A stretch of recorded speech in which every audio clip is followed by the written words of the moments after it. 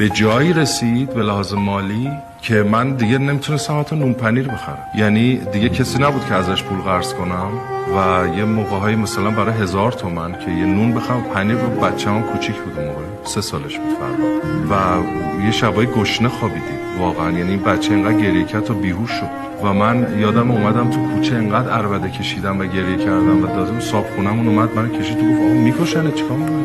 4 سال همه موام تو 4 سال سفید شد.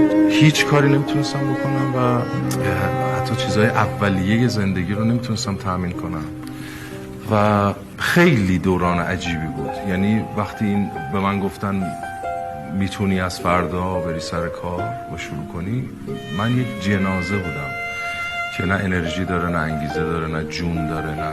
و بعدم تصویرم آزاد نشد. باز گفتن فقط میتونی کارگردانی کنی، تصویرت نباید دیده بشه. و بعد از 1 سال دوباره تصویرم هم آزاد شد. خیلی سالهای عجیبی بود و من یادم توی 4 سال 11 بار اساس کشی کردیم.